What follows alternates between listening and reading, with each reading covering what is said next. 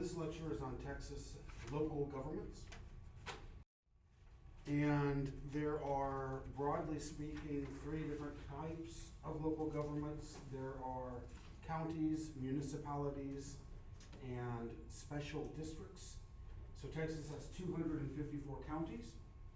It has about 1,200 or over 1,200 municipalities, which includes over 1,000 cities, and it has about 2,800 special districts. And the most common kind of special district is a school district, and I'll have a special lecture on school districts next week. The counties can be very, very small in terms of population or huge. The smallest county in Texas is Loving County, which has under 100 people. And the biggest is Harris County, which is the county that surrounds Houston, and it has 4.6 million people. So these can be either very, very small governments or enormous governments ruling or governing millions of people. Other kinds of special districts, I mentioned school districts. There are also groundwater conservation districts, river authorities, water supply districts, public hospitals, road districts, community colleges. Each of those is a government, just a very small government with a very limited scope of powers and responsibilities. But I'll talk about those, like I said, probably next week. So I want to focus mostly today on county governments and municipalities. And first I want to talk about county governments. So some of the major responsibilities of county governments include the following: providing public safety and justice. So counties provide law enforcement, they have courts, they have jails, and they also have emergency response services. Counties hold elections. Local, state, and federal elections are administered by county officials, county administrators. So they set up precincts, polling places, they have staff or workers, volunteers, they keep voting records, they register voters, and they conduct the elections themselves. They maintain important public records like births, marriages, wills, etc. Those are all done at the county level. And they also are responsible for building roads and bridges.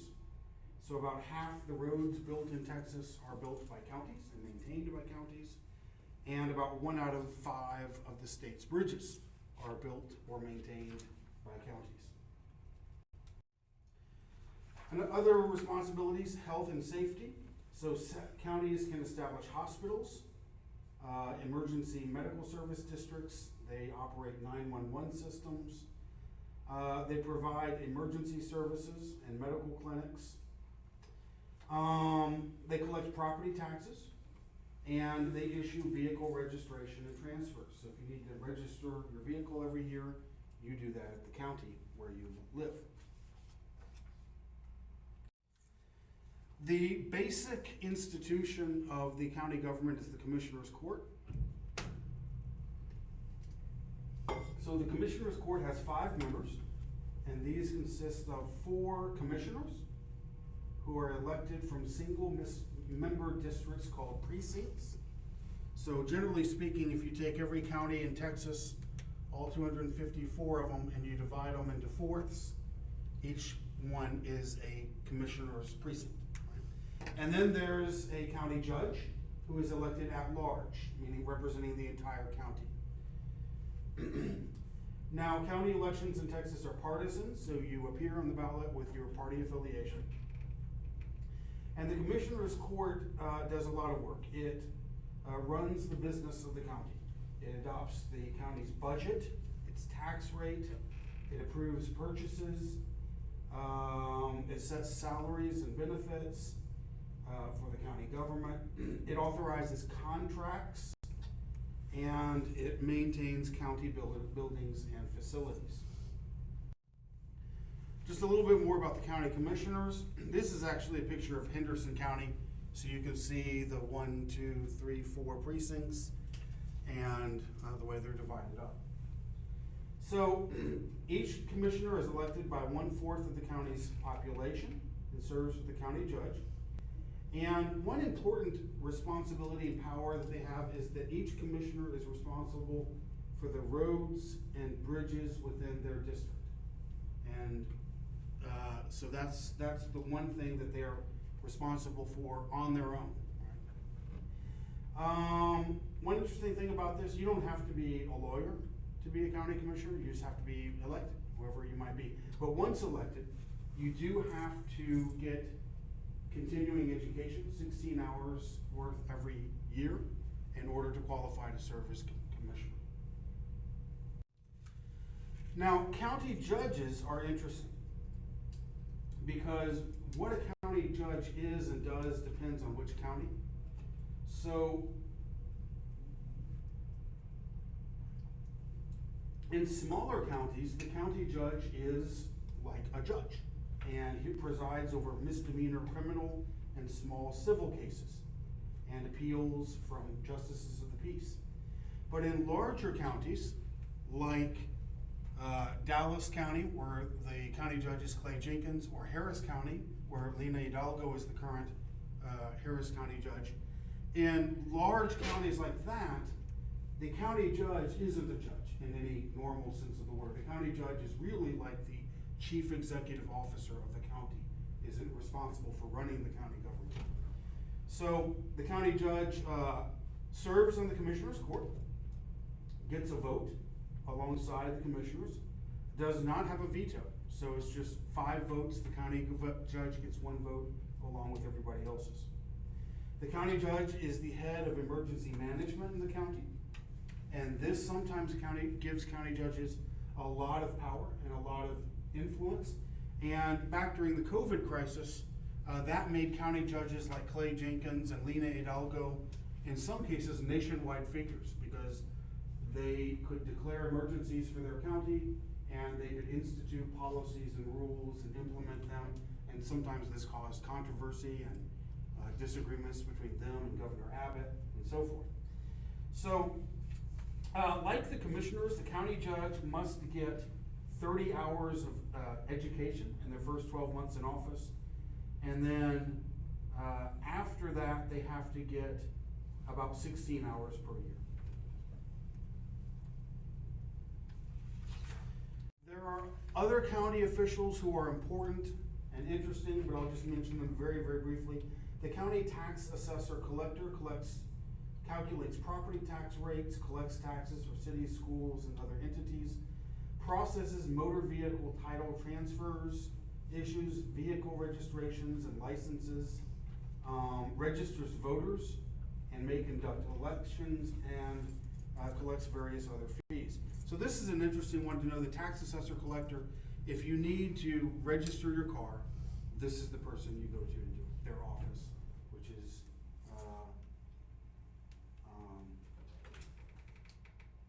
which is where you go to pay the fees and all that sort of thing.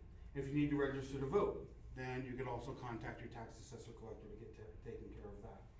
The county clerk is the county's custodians of records and documents. This means birth records, death certificates, marriage licenses, etc. The district clerk keeps all the records for all the state district courts in that county, coordinates the jury selection process for trials, and manages the court's funds. The county treasurer is the county's banker, keeps track of all the revenues, prepares the county payroll, etc. The county sheriff is an important person. This is the county's chief law enforcement officer. He or she manages the county jail, serves warrants and civil papers, and so forth. The county attorney is the county's main lawyer. The justices of the peace, there are several justices of the peace in each county, and I've already mentioned them, but I'll just remind you, they hear traffic cases, Class C misdemeanor cases. This is the lowest level of misdemeanor cases. They often hear landlord and tenant disputes. So one way that a lot of people meet or see their justice of the peace is if they're having some sort of problem with their landlord. If they're getting evicted, then the first trial is very often in a justice of the peace court. They hear truancy cases and so forth. The county constable serves as the bailiff for the justice of the peace. They can also perform law enforcement functions like giving traffic citations. They also spend a lot of their time serving warrants and civil papers. And the district attorney is the state's prosecutor and prosecutes criminal cases in the county's district courts. So a little bit about counties' authority. Counties do not have home rule authority. What that means is any powers that they have are powers that are granted to them by the state of Texas. They can't pass ordinances, which are local laws, the same way that cities can. They have very limited power to pass ordinances. They can collect a small portion of the property tax and spend it to provide services for their residents, like medical services, emergency services, those sorts of things. One thing that counties do, and Houston is a county that does a lot of this, they can make interlocal agreements. These are agreements that counties make with other governments, like school districts or municipalities, to share services. So they'll pay for something together. And that could be like garbage pickup, it could be policing, it could be medical services, it could be all sorts of things. But a typical one are services like garbage pickup, where they'll agree to share the cost and the expense. So now I want to start to move into municipal governments. And there are a couple of distinctions that I want you to understand. First, municipal governments or cities are either general law or home rule. So a city can elect home rule status when it has 5,000 people or more and the voters agree to home rule. If it's smaller than that or the voters don't agree to home rule, then it is a general law city. If a city has 5,000 or more people and becomes a home rule city and then the population declines under 5,000, it remains a home rule city. And home rule versus general law means it just has more autonomy, more sovereignty over its own decision making. Another interesting distinction is between incorporated and unincorporated. So incorporated areas are part of a city, and unincorporated areas are not part of a city. And I used Henderson County to give you an example of that. This map shows incorporated and unincorporated areas. So, and unless you're not from here, hopefully some of these names will be familiar to you. So Athens obviously is incorporated. And all of the other red dots are incorporated cities. So Chandler, Brownsboro, Murchison, Poynter, Malakoff, etc., Eustis. There are a couple of dozen of them. These are cities within the county, the Henderson County. But there are lots of areas that you've probably heard of which are unincorporated. So Crossroads, just a few miles south of here, is not a city. It doesn't have its own city government. It's an unincorporated area. And so it's run by the county, basically. And there you can see there are lots of these. These are sometimes neighborhoods or areas like LaRue, New York, Carroll Springs, Shady Oaks. They may have been around for 100 years or more and settled by people, and they have their own distinct identity and name and so forth. They just aren't official incorporated cities. Why does that matter? One interesting thing is it's possible for the incorporated cities to annex them, which means to sort of swallow them up and make them a part of the incorporated city. And sometimes that gets controversial because they don't want to be annexed. They want to stay independent. All right, this slide has just some general information about where Texas cities get their money and how they spend their money. So on the left, you can see general fund revenue, where they get their money.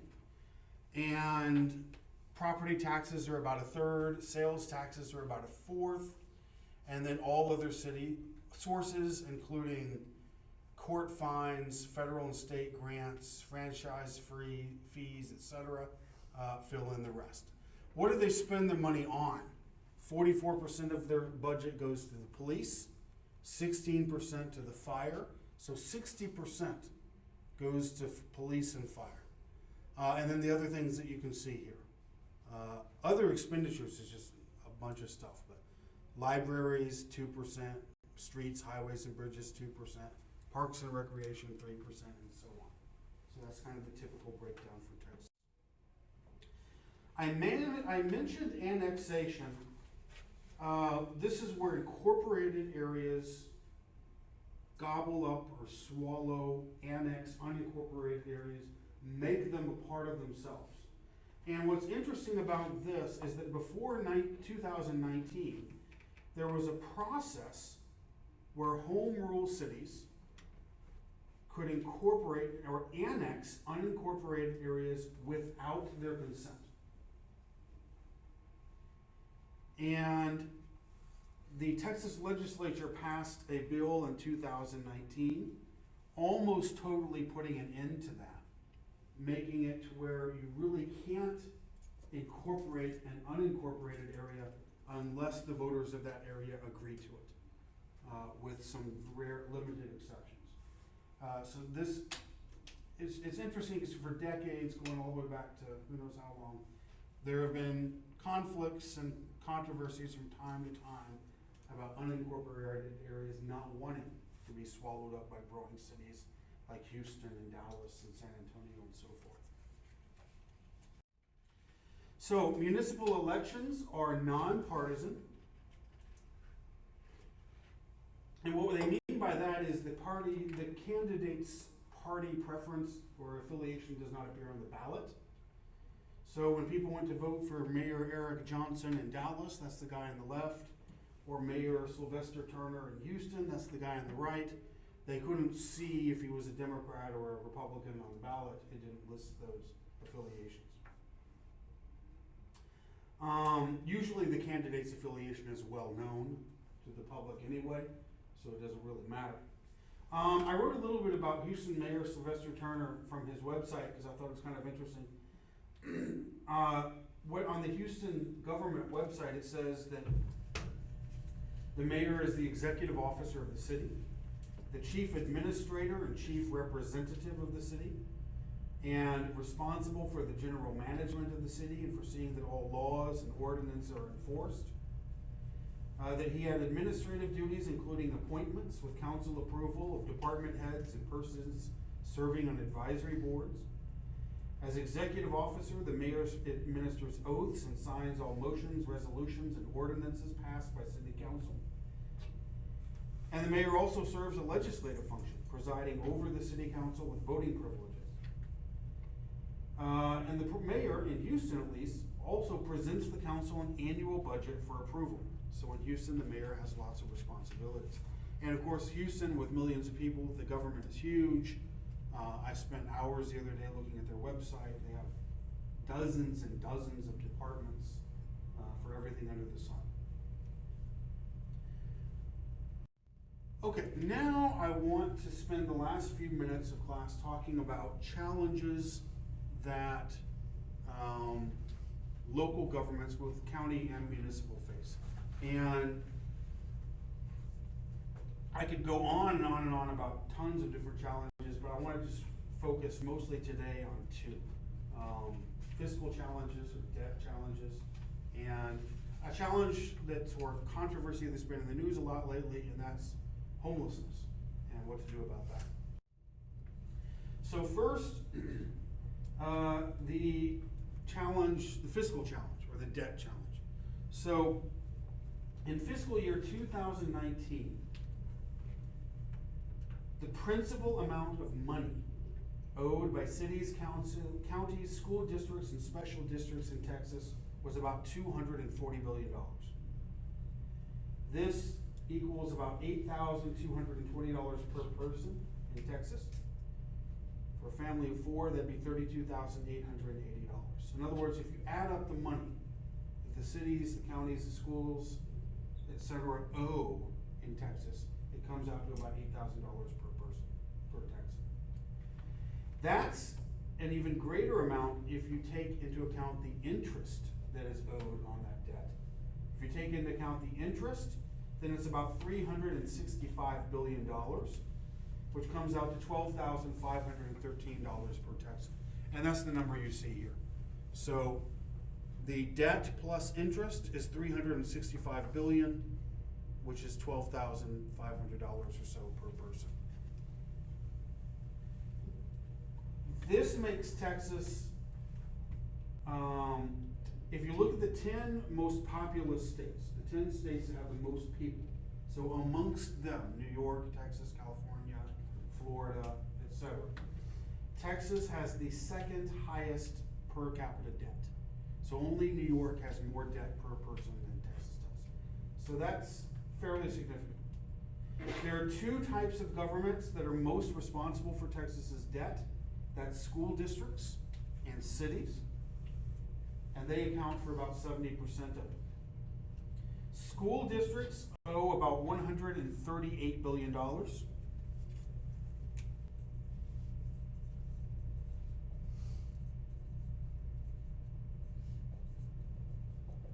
And cities or municipalities owe about $113.5 billion.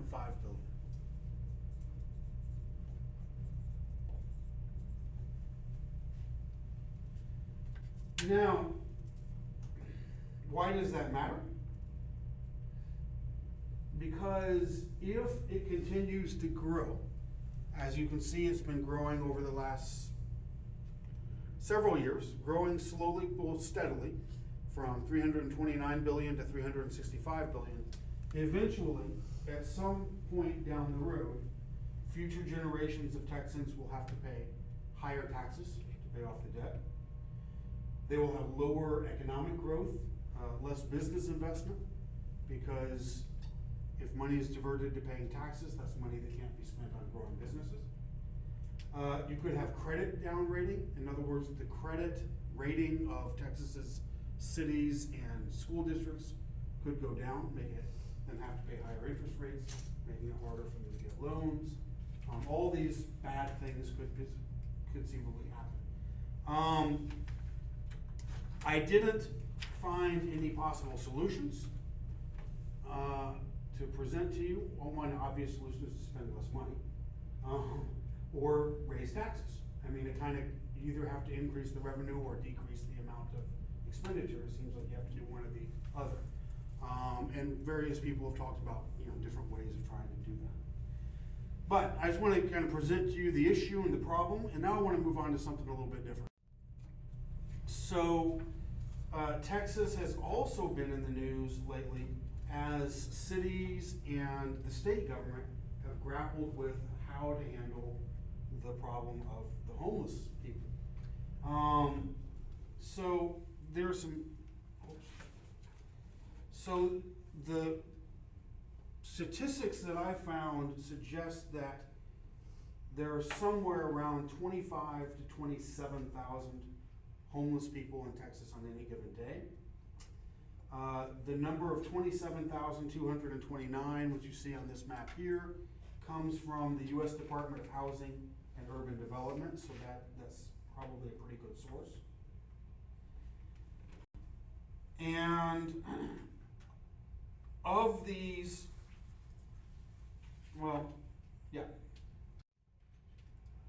this chart gives us some interesting information on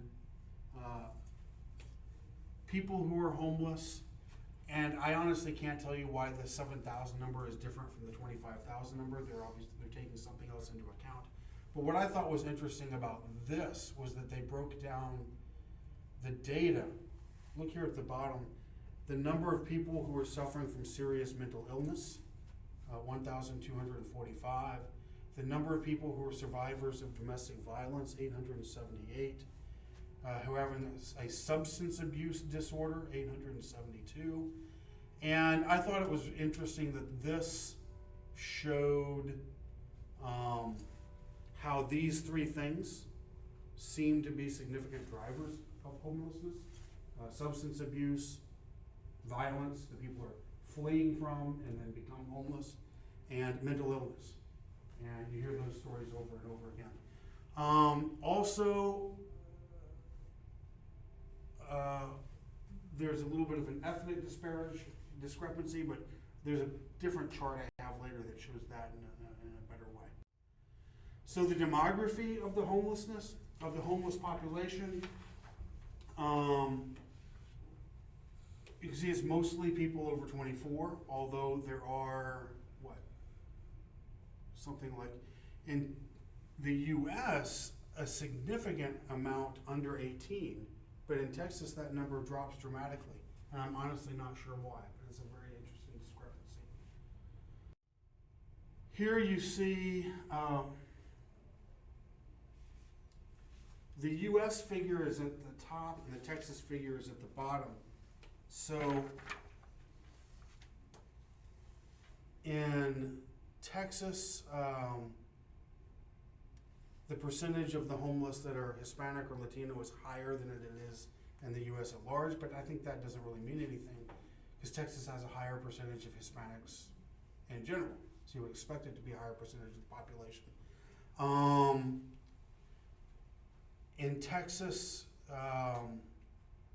the percentage of whites that are homeless seems to be higher than in the US at large, while African Americans slightly lower.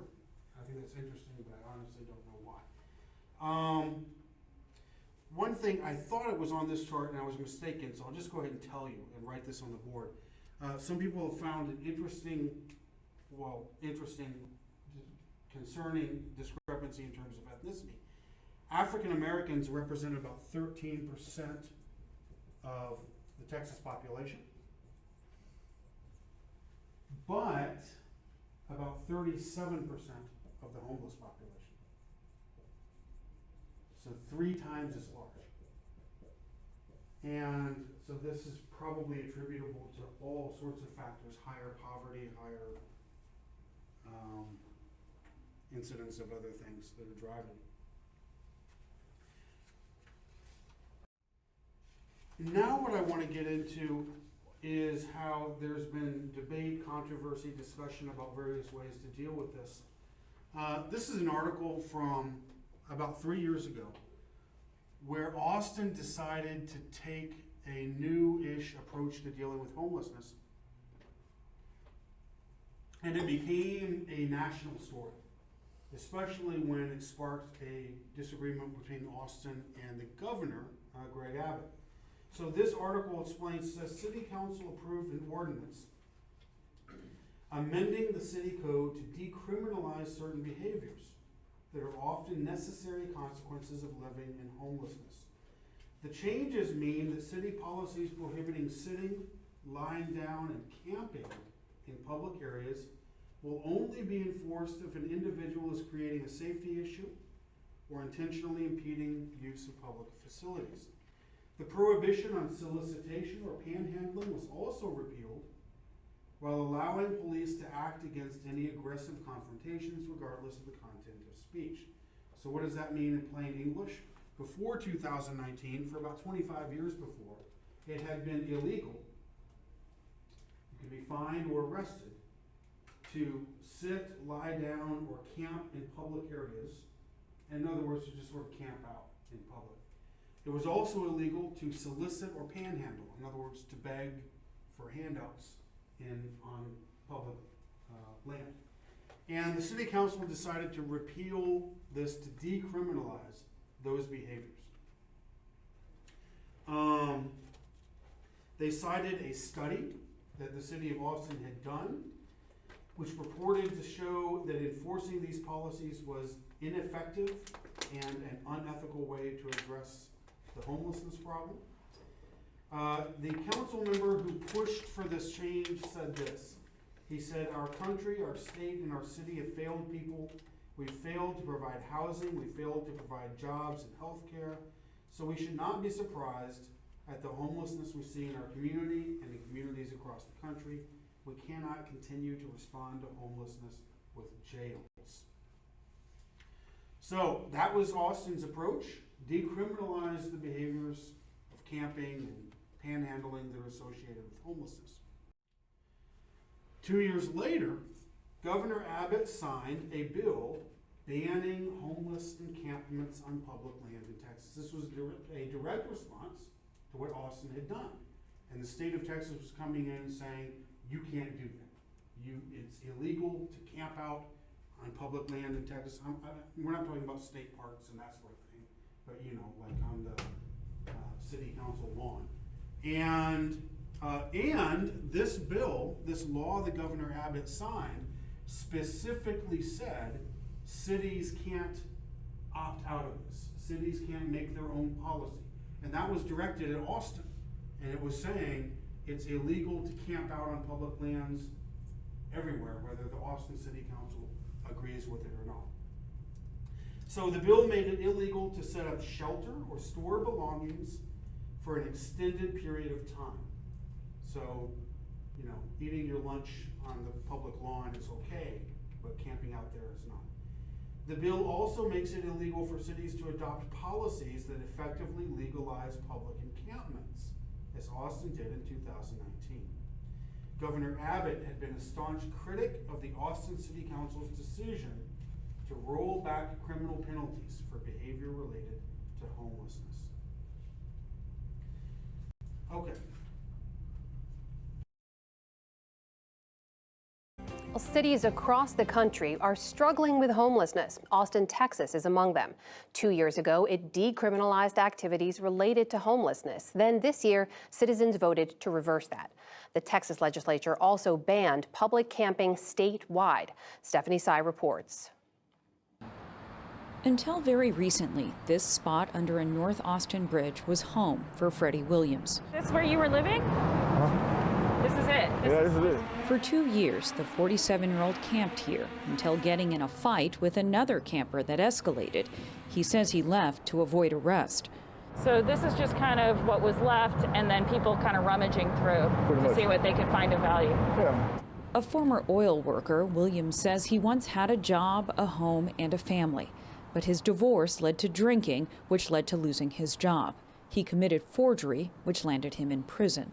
Since getting out, he says he's struggled to find work and housing and continues to struggle with drug abuse. I felt like I had everything, I had it all figured out, had everything together, man, and then, you get that monkey wrench thrown in there, man, and you figure out that you really don't know what's going on and try to plan stuff, man, and plans never work out.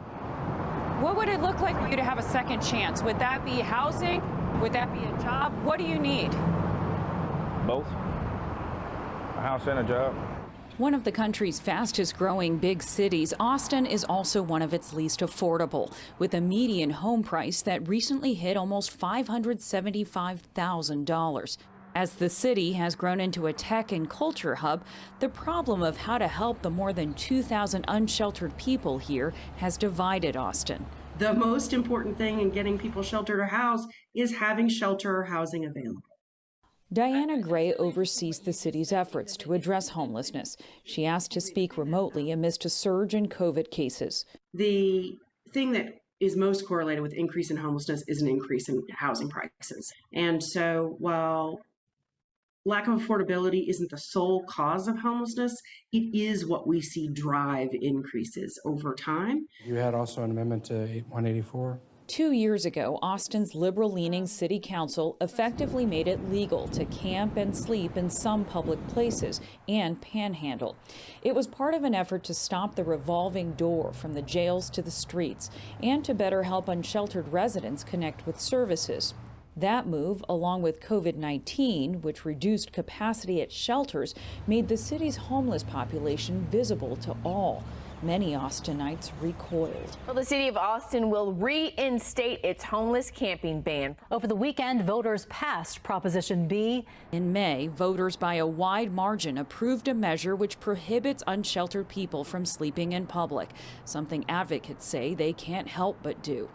Now, Austin police can issue citations with fines as high as $500 for sleeping on the streets or even lying on a park bench. If violators fail to move or show up in court, they could be arrested. What we've seen has caused trauma and has caused all sorts of unwarranted and unwanted chaos on our streets and in our city. Amanda Rios supported Prop B. She and her husband have lived in their home in Northeast Austin for around 14 years. Because of their proximity to the highway, there have always been some homeless people nearby. But after the city stopped enforcing ordinances against public camping, she says things got much worse. I go to the library and I see trash. I can't go to the park because there's homeless tents, there's drug needles, there's drug deals going down in the middle of the day. In front of our home, we heard and saw a woman being sex trafficked, and we saw the men going in and out of her tent. And we saw her and we heard her cries. And my children's window is close to the street and they heard her. There are laws against drug and sex trafficking, and the enforcement has no direct connection to Prop B. But Rios says criminals exploit the homeless and hide among them. I know people who were in drug trafficking, they were arrested, and it started an avenue for them to get help. And so they went to jail, and because of jail, they were able to change their life around. At Amanda's home, we met Cleo Patricic, who last year co-founded Save Austin Now, a bipartisan political action committee that got Prop B on the ballot and is now suing the city to enforce it. She's a Democrat and former probation officer and says low-income communities like this one face far greater impacts from allowing homeless people to set up camp. We spoke to her in a park where an encampment had cropped up. She says the homeless themselves shouldn't have to live like this. I felt like no one was being served by the inhumanity of the conditions that they're in. This is not California, this is Texas. We have high heat and we have frozen winters. We have had homeless individuals freeze to death, and we've also had homeless die from the heat. She believes Prop B is about getting homeless people the help they need, even if it means possible arrest. I'm a former probation officer. I do not believe we should be building more prisons or imprison people who have mental health and drug issues. They should be in mandatory health or drug treatment. Absolutely.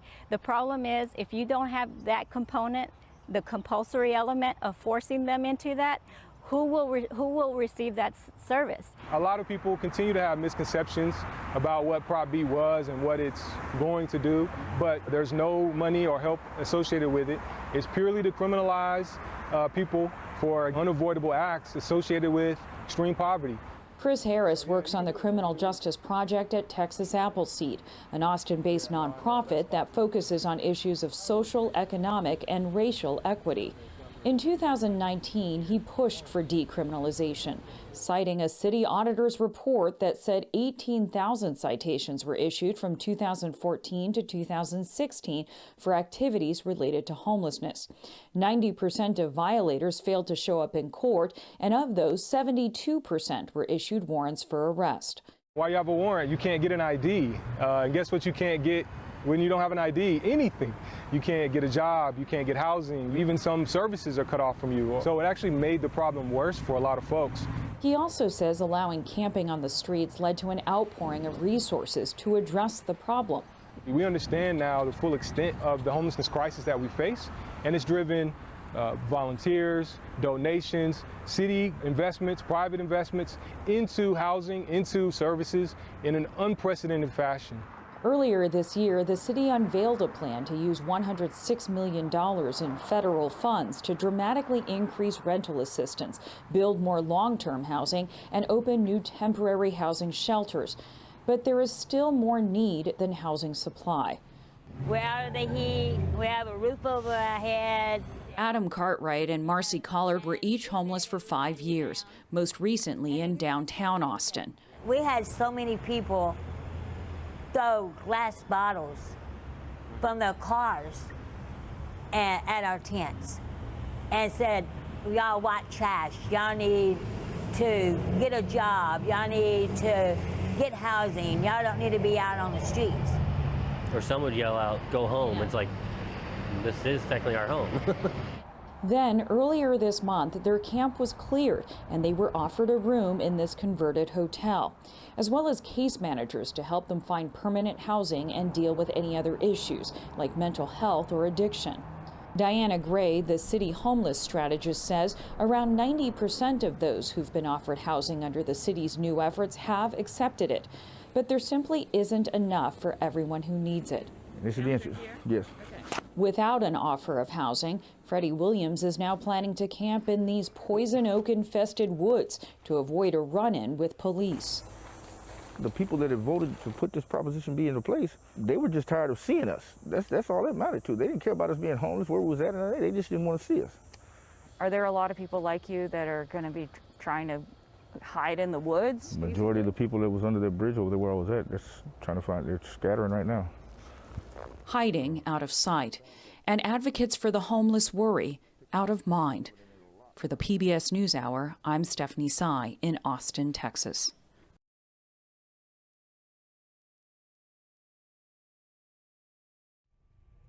Now I want to talk about maybe hope a little bit more uplifting aspect of this or topic related to this. I came across a place called Haven for Hope in San Antonio, which looks like an interesting attempt to address the homelessness problem in San Antonio. And what the Haven for Hope is a 22-acre campus. It looks like a college campus. It has 17 buildings, employs 250 people, and it is the home for about 1,700 formerly homeless people, including 300 kids. It costs about $20 million a year to run, and the funding comes from the city of San Antonio, the county, Bexar County, the state, United Way, and private philanthropy, private donations. And I'll write down the cut in case you're interested. So it's a total of $20 million. And the city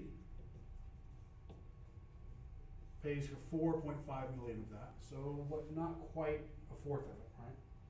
The county, Bexar County, about $1 million. The state of Texas, about $4 million. So that's right about half, right? And the other half comes from charity, basically. The United Way, $1.5 million, and philanthropy, which is just private charitable giving, about $8 million.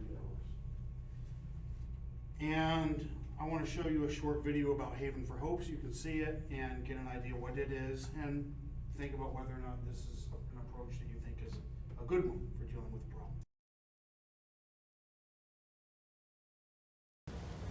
Tonight, as Austin continues to struggle with solutions for homelessness, there's a place in San Antonio that claims it has helped reduce homelessness downtown there by 80% over the years. KB's Molly Oak joins us tonight. And Molly, you got to see this place that's considered one of San Antonio's success stories. Yeah, Mike, it's called Haven for Hope. And while San Antonio has shelters in the city for homeless people to stay in, this place is far from a shelter. Just check it out. It looks more like a college campus. There are places for people to stay and resources to help the homeless. But Haven for Hope goes above and beyond what you'd see at a typical shelter, with a place for kids to play and learn, a kennel for people to keep their pets, a gym, and so much more. When you're at your lowest point, hope can be hard to find. Everybody been telling me about Haven for Hope, so I finally just showed up at their doorstep. LaDonna Smith found her potential in a place where hope lives in the title. You may not think someone who lived on the street for 3 years would still have a reason to smile. For the people that are here, it's a home. This home isn't your typical house. It's a 22-acre campus with 17 buildings, 250 employees, and 184 nonprofits that provide service. Not only for people who are experiencing homelessness, they're also for the community as well. This is where around 1,700 people call home. This is Haven for Hope. And the hope is here. It is. You got to want it and do it and apply yourself a little bit. That's all they ask, and it's all there for you. And one of the things that I love about Haven is all the lives that we save, all the wonderful stories that we hear. The transformational campus is one of the main parts of Haven for Hope, a place in San Antonio that offers housing and support services to the homeless population. One time, a person said to me, everything I needed was here, including love. Kenny Wilson is the president and CEO of Haven for Hope. He says they've housed and helped thousands of people. I've watched a metamorphosis take place, not just the way they look to me or others, but the way they see themselves. And he's seen the impact firsthand on the streets. We do know that since Haven opened in 2010, homelessness downtown has decreased a little more than 80%.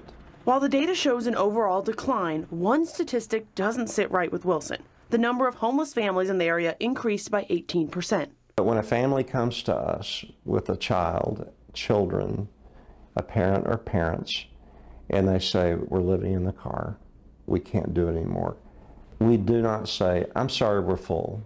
You can't come here. Providing housing, education, and support services to all of these people doesn't come cheap at $20 million a year. A lot of money.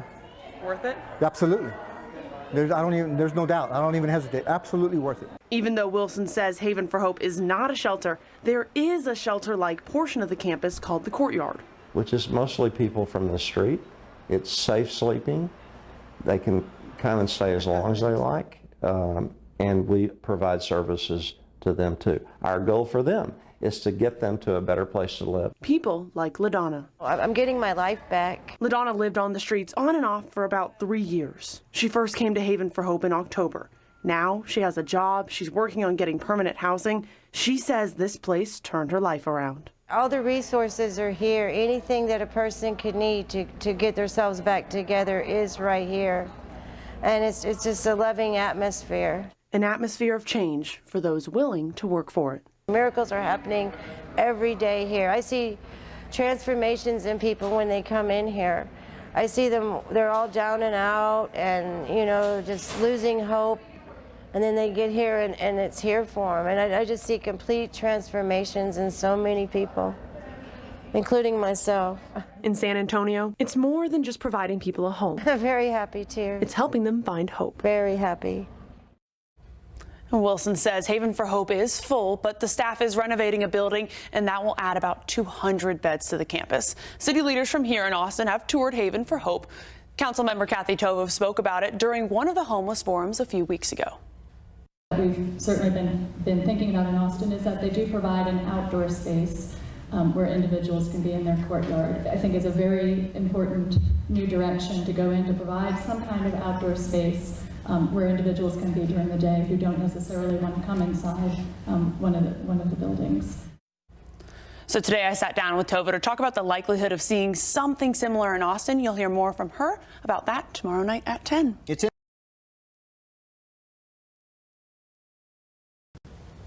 Tonight, as Austin